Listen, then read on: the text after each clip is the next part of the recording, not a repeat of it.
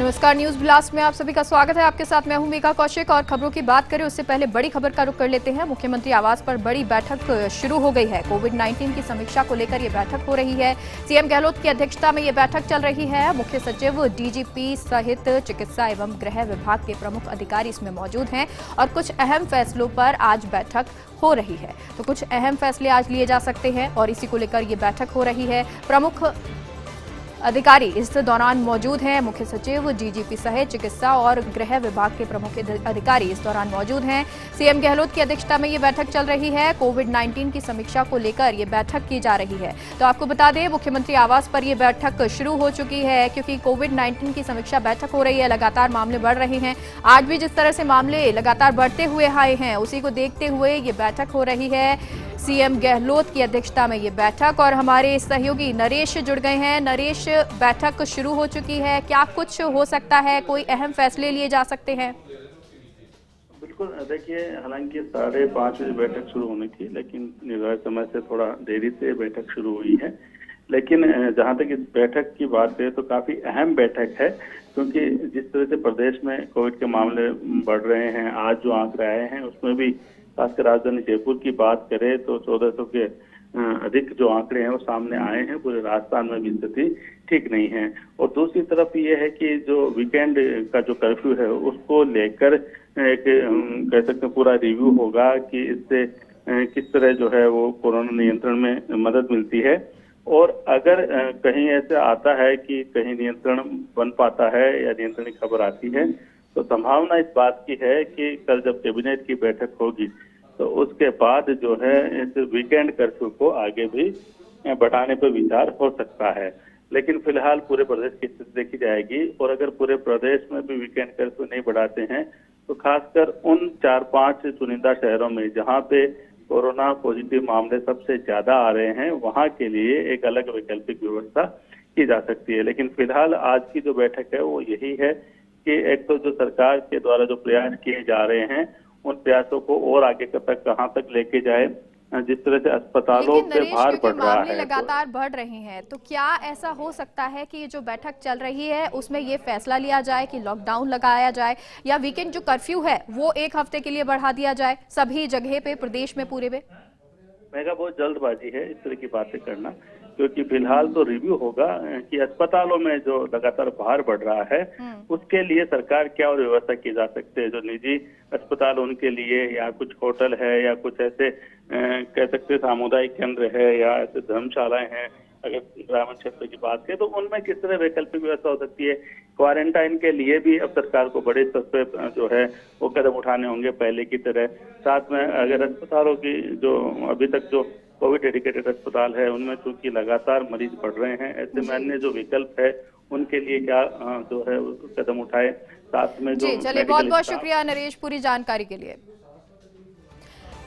प्रदेश में कोरोना का तांडव नजर आ रहा है। पिछले 24 घंटे में सामने आए 9046 मरीज, 37 लोगों की मौत हो गई है। राजधानी जयपुर की बात करें तो यह सबसे ज्यादा 1484 मरीज सामने आए हैं। तो ये एक भयावह स्थिति बनती हुई, क्योंकि प्रदेश में फिर से कोरोना विस्फोट जो है वो नजर आ रहा है। पिछले 24 घंटे में 9046 मरीज सामने आए हैं। लगातार ये जो दर है वो बढ़ती जा रही है। किसी दिन 6000 मरीज आते हैं, किसी दिन 7000 मरीज आते हैं। और अगर आज की बात की जाए, 24 घंटे की बात की जाए, तो आज 9046 मरीज सामने आए हैं। वहीं 37 लोगों की मौत हो गई है। राजधानी जयपुर की ही बात कर लेते हैं तो यहां सबसे ज्यादा मरीज सामने आए हैं। 1484 मरीज आज सामने आए हैं। तो एक भयावह स्थिति है पूरे राजस्थान के लिए, क्योंकि मध्य प्रदेश की बात करें, महाराष्ट्र की बात करें, गुजरात की बात करें, ये वो सारे प्रदेश हैं जहां पर स्थिति बहुत गंभीर है। 10,000 से ज्यादा मरीज आ रहे हैं और अब उसी स्थिति में शायद राजस्थान भी जाते हुए, क्योंकि आज जो मरीजों की संख्या है वो 9046 आई है और ये आंकड़ा जो है वो बहुत ज्यादा है। वहीं 37 लोगों की यहाँ मौत भी हो गई है। राजधानी जयपुर में सबसे ज्यादा 1484 मरीज आए हैं। वहीं अलग अलग जिलों की भी बात करें तो अब राजस्थान में ये स्थिति है कि ज्यादातर जो मरीज हैं वो 100 से ज्यादा हर जिले में आ रहे हैं। लेकिन जयपुर में आज 1484 मरीज सामने आए हैं और हमारे सहयोगी विकास इस खबर पर जुड़ गए हैं। विकास, तो स्थिति जो है वो बहुत चिंताजनक, भयावह स्थिति।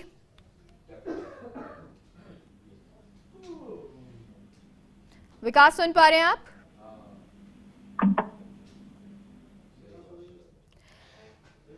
तो आज राजधानी जयपुर की बात करें तो यहाँ सबसे ज्यादा 1484 मरीज सामने आए हैं, जो स्थिति सही नहीं है। हालांकि वीकेंड कर्फ्यू भी लगाया गया है।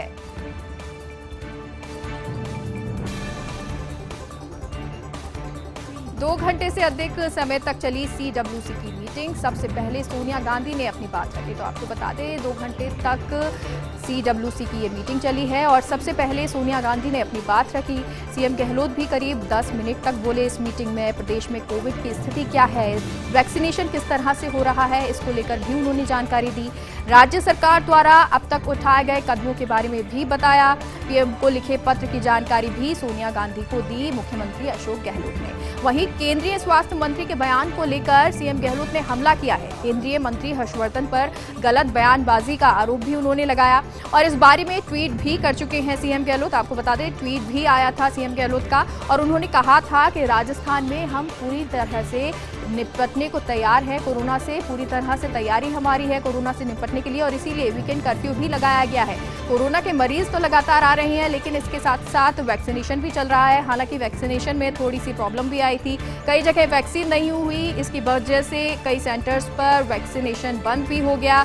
लेकिन इसके बाद केंद्रीय मंत्री हर्षवर्धन पर गलत बयानबाजी का आरोप सीएम गहलोत ने लगाया और इस बारे में ट्वीट करके सीएम गहलोत ने जानकारी भी दी और उन्होंने कहा कि राजस्थान में हम पूरी तरीके से तैयार हैं इस कोरोना से निपटने के लिए।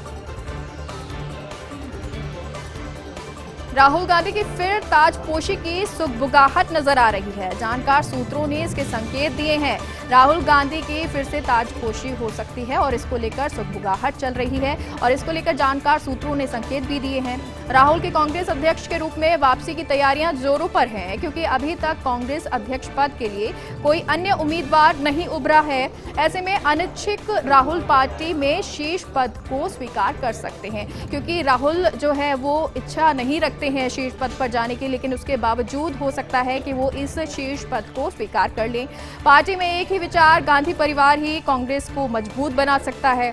राहुल ही एकमात्र ऐसे नेता हैं जो निडरता से मोदी से सीधे मुकाबला भी कर सकते हैं। वैसे विपक्षी दलों में कई लोग इस दृष्टिकोण से सहमत नहीं होंगे, क्योंकि विपक्षी दल भाजपा के लिए एक गैर कांग्रेसी विकल्प तलाश रहे हैं, लेकिन भाजपा की विभाजनकारी राजनीति नीतियों का तोड़ जो है केवल कांग्रेस के पास ही है।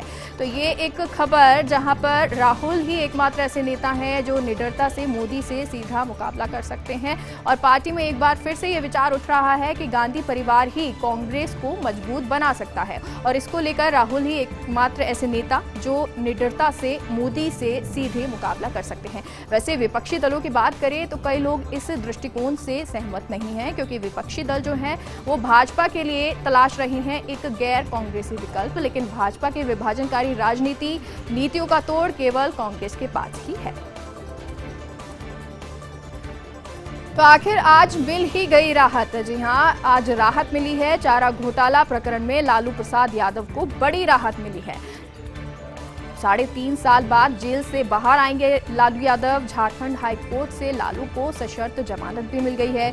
आधी सजा पूरी करने के बाद लालू यादव को ये जमानत मिली है। 1 लाख के निजी मुचलके को भरना होगा, साथ ही 10 लाख रुपए का जुर्माना भी भरना होगा। इसके अलावा उन्हें जमा कराना होगा अपना पासपोर्ट। बिना अनुमति देश से बाहर नहीं जा पाएंगे लालू यादव। अपना मोबाइल नंबर और एड्रेस भी लालू यादव नहीं बदल पाएंगे। बिना अदालत की अनुमति के लालू यादव विदेश नहीं जा सकते हैं। तो लालू यादव के लिए ये राहत बड़ी खबर है आज की, क्योंकि झारखंड हाईकोर्ट से लालू को सशर्त जमानत मिल गई है। आधी सजा पूरी करने के बाद लालू यादव को ये जमानत मिली है। 1 लाख के निजी मुचलके को उन्हें बॉन्ड को भरना होगा, साथ ही 10 लाख रुपए का जुर्माना भी भरना होगा। इसके अलावा उन्हें अपना पासपोर्ट भी जमा कराना होगा। बिना अनुमति देश से बाहर नहीं जा पाएंगे लालू यादव। अपना मोबाइल नंबर और एड्रेस भी लालू यादव नहीं बदल पाएंगे। शांत रहकर बदलना जानते हैं नीतीश कुमार। नीतीश कुमार जानते हैं कि शांत रहकर कैसे बदला लेना है। चिराग पासवान की लोजपा से सदस्य तोड़ने से ये स्पष्ट हो गया। लोजपा के एकमात्र विधानसभा सदस्य राजकुमार सिंह जेडीयू में शामिल हो गए हैं। इससे पहले भी लोजपा के कई पदाधिकारी जेडीयू का दामन जो है वो थाम चुके हैं। राज्य के कई राजनेताओं ने नीतीश की शांत छवि को लेकर भी जानकारी दी और बिहार चुनाव में लोजपा द्वारा जेडीयू को आघात पहुंचाना नीतीश कुमार नहीं भूले और उसके बाद उनका ये एक्शन नजर आया, क्योंकि चिराग पासवान की लोजपा से सदस्य तोड़ने से ये स्पष्ट हो गया कि शांत रहकर बदला लेना नीतीश कुमार अच्छे से जानते हैं।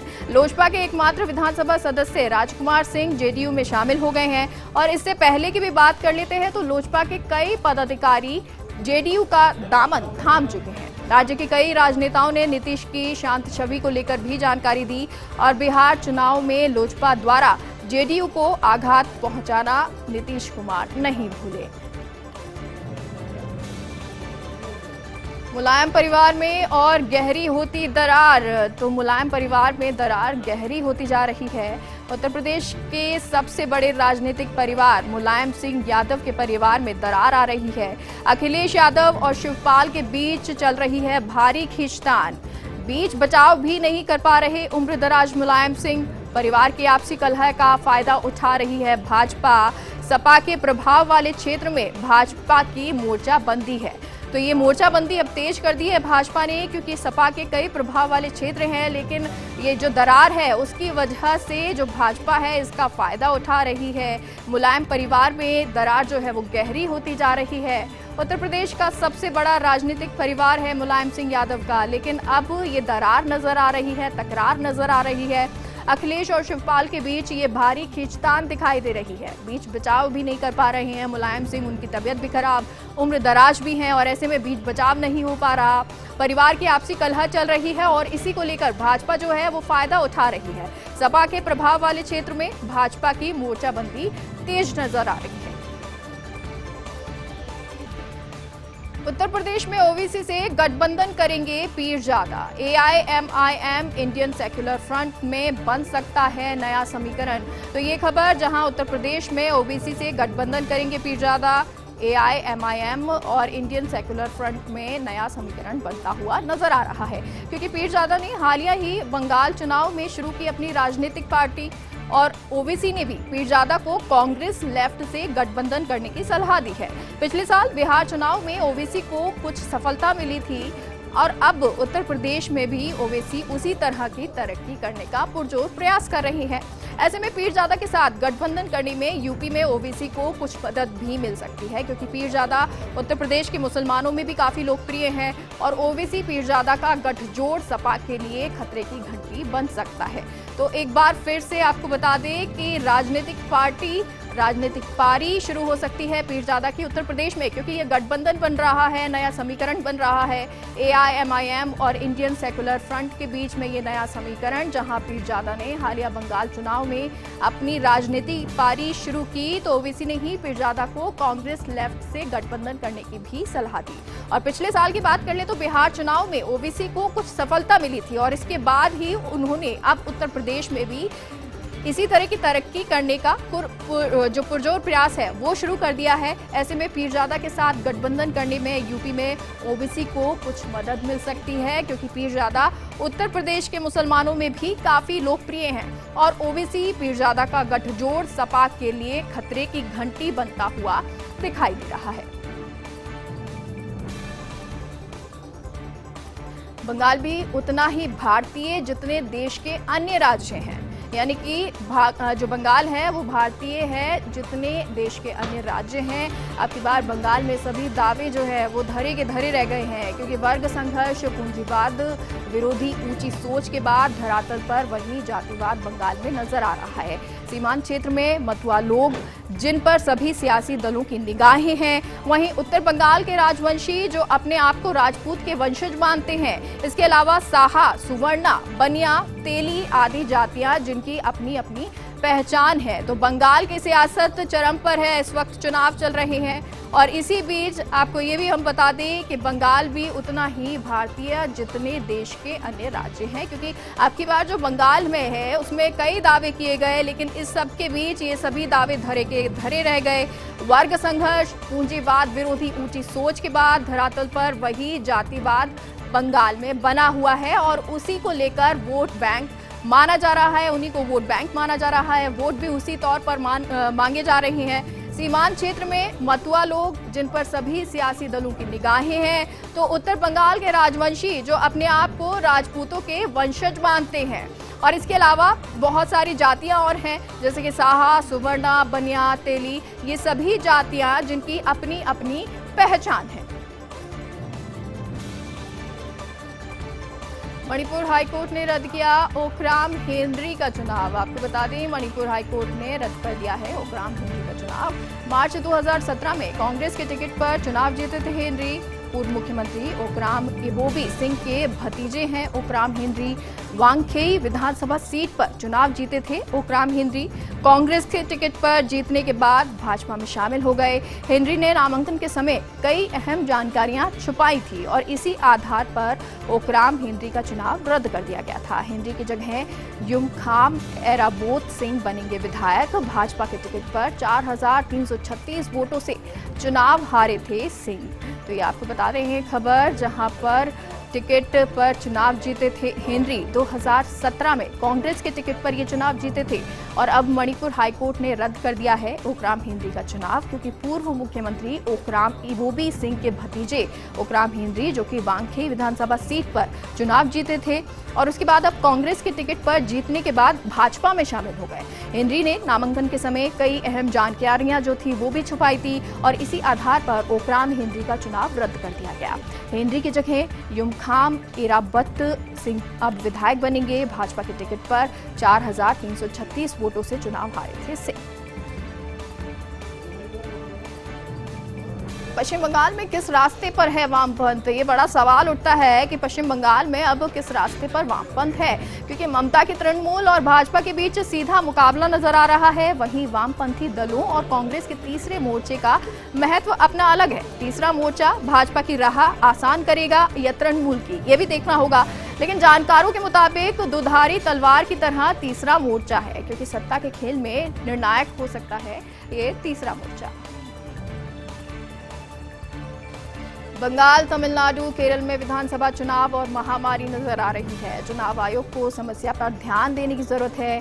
भीड़ भरी रैलियों पर पाबंदी लगानी चाहिए। बंगाल में 448%, तो तमिलनाडु में 309% और केरल में 111% केस बढ़े हैं। इस स्थिति में चुनाव प्रचार के तौर तरीके बदलने की बहुत जरूरत है। टीके का आपातकाल। भारत की टीकाकरण की रणनीति में आखिर दिक्कत कहां नजर आ रही है? क्योंकि आपातकाल आ गया है, भारत की टीकाकरण की रणनीति में दिक्कत कहां है, सवाल यही उठता है। क्योंकि किस तरह पार्टी पर टीकाकरण लगाया जा सकता है, किस तरह से ये जो टीकाकरण है वो पटरी पे आए, ये जानना बहुत जरूरी है। कोविड की दूसरी जानलेवा लहर ने अब पोल खोल दी है। भारत की आशावादी टीकाकरण की रणनीति जो है वो सवालों में आ गई है कि आखिर गड़बड़ कहां पर हुई और अब ये जो गड़बड़ है वो दुरुस्त कैसे हो सकती है।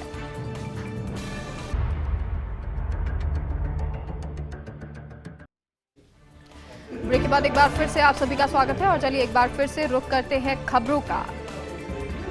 शिवराज और विजय रूपाणी पर गिर सकती है गाज। जानकार सूत्रों के हवाले से ये खबर मिल रही है। दोनों मुख्यमंत्रियों से नाखुश नजर आ रहे हैं आला कमान। कोरोना प्रबंधन को लेकर फेल होने की चर्चा है। सोशल मीडिया पर दोनों राज्यों की आलोचना हो रही है। दोनों प्रदेशों से आई सरकारों के झूठे दावों की पोल खोलती हुई खबरें नजर आ रही हैं। हॉस्पिटल से शमशान तक कुप्रबंधन की तस्वीरें वायरल हो रही हैं। कोरोना संक्रमण को रोकने के लिए कोई भी पुख्ता बंदोबस्त नजर नहीं आ रहे। दोनों राज्यों के प्रदेश नेतृत्व से नाराज है बीजेपी आलाकमान। कोवैक्सीन का उत्पादन 10 गुना बढ़ाने की योजना चल रही है। हैदराबाद और बुलंदशहर में कोवैक्सीन के कारखाने लगेंगे। सितंबर से हर माह होगा 10 करोड़ डोज का उत्पादन। अभी हर माह हो रहा है 1 करोड़ डोज का उत्पादन। भारत बायोटेक कर रही है कोवैक्सीन का उत्पादन। तो ये एक अच्छी खबर, जब डोज का उत्पादन बढ़ाया जाएगा और 10 गुना ये बढ़ा दिया जाएगा। कोविड के खिलाफ सार्वजनिक टीकाकरण अभियान शुरू हो गया है, जारी हो गया है और अभी तक करीब 10 करोड़ लोग लगवा चुके हैं पहला टीका। देश की 7.3% जनसंख्या को लग चुका है वैक्सीन। तीसरे चरण तक 20% लोगों के टीकाकरण का लक्ष्य है। 16 जनवरी से चल रहा है सार्वजनिक टीकाकरण अभियान।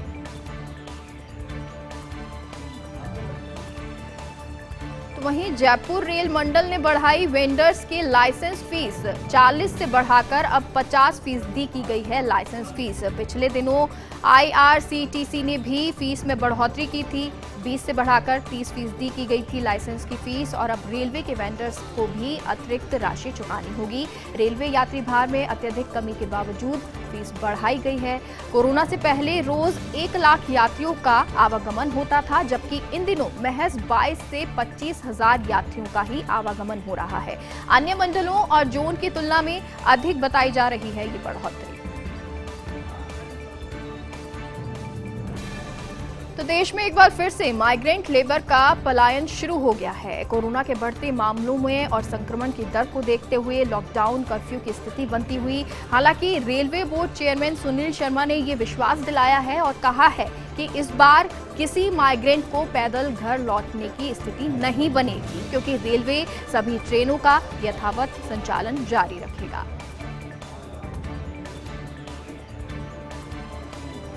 स्काईमेट के बाद मौसम विभाग का अनुमान जारी है और एक बार फिर से इस साल मानसून होगा सामान्य। जो मौसम विभाग है उसने 98% बारिश की संभावना जताई है। राजस्थान, हिमाचल प्रदेश आदि में भारी बारिश के आसार नजर आ रहे हैं और ये खबर कुछ शुभ भी है और कुछ अशुभ भी, क्योंकि सामान्य मानसून के कारण बम्पर फसल होने की संभावना है। अच्छी बारिश से संक्रामक वायरल रोग आदि फैलने की संभावना बढ़ जाती है और विशेषकर उन लोगों में फैलने की संभावना बढ़ जाती है जिनकी इम्यूनिटी कम होती है। भारत में रिटेल कारोबार बेचना चाहती है सिटी बैंक। खरीदने के लिए भारत की कई कंपनियां कतार में हैं। DBS, Kotak Mahindra, HDFC bank, Tata capital, axis, IDFC first, ICICI bank इसमें दिलचस्पी दिखाई है। भारत में सिटी बैंक के 29 लाख रिटेल कस्टमर तो वहीं 12 लाख खाते हैं, 27 लाख क्रेडिट कार्ड तो 35 शाखाएं हैं और करीब 1.5 लाख करोड़ रुपए डिपॉजिट। सिटी बैंक से मिल सकता है $1 बिलियन का रेवेन्यू। सख्ती से वेडिंग इंडस्ट्री की सांसें सांसत में आ गई हैं। जयपुर के 900 गार्डनों में 70% की बुकिंग कैंसिल हो गई है। वहीं मई जून में यही गाइडलाइन रही तो 100% बुकिंग रद्द हो सकती है। इसके चलते सिर्फ जयपुर में 90,000 लोगों का रोजगार छिन सकता है। साथ ही 1200 करोड़ रुपए के कारोबार पर संकट आ सकता है। अगर अप्रैल, मई और जून की बात करें तो जयपुर में ही 40,000 शादियां होनी है, लेकिन मेहमानों की संख्या 200 से घटाकर 50 कर देने से बुकिंग रद्द हो रही है। वहीं दूसरी ओर व्यापारिक संगठनों ने भी 60 घंटे कर्फ्यू का विरोध किया है। संगठनों ने कर्फ्यू नहीं और सख्ती की जरूरत बताई है। T20 वर्ल्ड कप पर सरकार का बड़ा फैसला। सरकार ने पाकिस्तानी खिलाड़ियों को वीजा देने का फैसला किया है। इस साल अक्टूबर-नवंबर में होगा ICC T20 world cup. Pakistani खिलाड़ियों और मीडिया को वीजा देगी भारत सरकार। BCCI ने कल वर्चुअल मीटिंग की थी और इस कल वर्चुअल मीटिंग में एपेक्स काउंसिलिंग को इसकी सूचना दी। हालांकि फैंस को वीजा देने को लेकर अभी कोई अंतिम फैसला नहीं किया गया है। BCCI ने वर्ल्ड कप के लिए 9 वेन्यू तय किए हैं। दिल्ली, मुंबई, चेन्नई, बैंगलोर, हैदराबाद, धर्मशाला, कोलकाता और लखनऊ स्टेडियम में ये मुकाबले खेले जाएंगे। अहमदाबाद के नरेंद्र मोदी स्टेडियम में फाइनल मुकाबला खेला जाएगा।